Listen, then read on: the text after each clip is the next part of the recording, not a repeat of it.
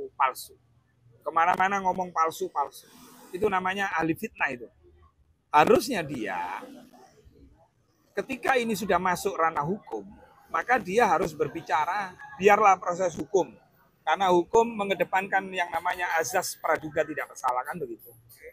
Nah, jadi ketika kita dihadapkan oleh orang-orang seperti Roy Suryo CS, maka kita mengingat tentang ajaran agama kita. Jauhi yang namanya dusta, ghibah, namimah, adu domba. Nah, Roy Suryo CS ini saya kategorikan kategori dusta, ghibah, namimah. Karena ini sudah masuk wilayah hukum, maka kita harus menghormati hukum itu. Tapi ketika Anda berbicara, memfitnah, memframing, maka Anda sudah tidak menjunjung tinggi dan tidak mentaati hukum itu sendiri. Maka itulah yang disebut namanya ahlul fitnah. Apalagi institusi yang dipercaya oleh negara sudah mengatakan sifatnya sementara. Bareskrim Polri mengatakan setelah melakukan pemeriksaan ijazah asli. Nah, ini harus dibuktikan kerana hukum. Nah, hukum itu sampai di mana? Polisi, kejaksaan, pengadilan. Seperti itu. Saya percaya itu karena dia polisi. Karena dia yang dijamin oleh. Nah, sekarang Pak Polisi, misalnya Jokowi melaporkan nih, saya dituduh Pak, ijazah saya palsu Pak. Pasti Pak Jokowi membawa yang asli dong. Pasti polisi meriksa dong yang asli. Cuman yang dititipkan ke polisi adalah yang fotokopi. Itu sudah benar itu. Yang asli ya dibawa sama yang pemiliknya.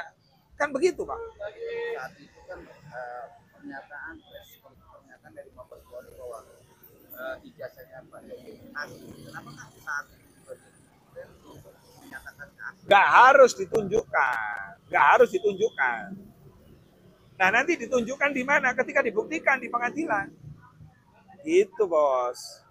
Sehingga itu menjadi final. Kalau tidak puas, ya silakan melakukan banding yang diperkarakan. Nah, Pak Jokowi di sini adalah sebagai pelapor, kan?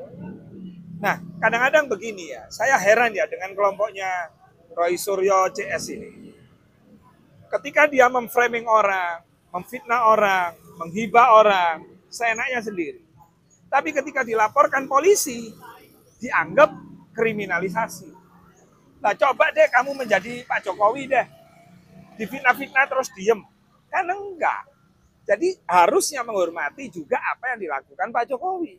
Sebagai warga negara Indonesia yang taat hukum. Karena hukum berlaku sama loh Pak. Dengan Pak Jokowi melaporkan, berarti kan Pak Jokowi merasa sudah tidak jadi presiden. Pak Jokowi seorang sipil. Nah, karena ini delik aduan, maka Pak Jokowi memang yang harus lapor. Nah, harusnya orang-orang yang dilaporkan ini jangan teriak-teriak kriminalisasi. Kalau kamu nggak mau diproses hukum, ya kamu jangan tebar fitnah. Jangan tebar adu domba. Jangan tebar berita bohong. Karena bagaimanapun Pak Jokowi mantan presiden, bagaimanapun Pak Jokowi punya keluarga juga. Jadi dia ingin menjaga marwah dan kehormatan keluarganya. Jadi kita hormati. Nah, yang menuduh, yang memfitnah juga harus membuktikan bahwa fitnahnya itu benar apa enggak.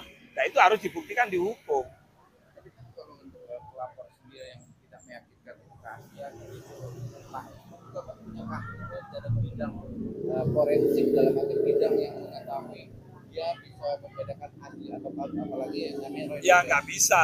Hukum berdasarkan Roy Suryo nggak bisa, Mas. Hukum berdasarkan apa? Ya institusi negara yang dijamin. Yang diberikan hak, dialah yang menentukan. Ada polisi, ada kejaksaan, ada pengadilan. Ya harus menghormati ini dulu. Kan begitu.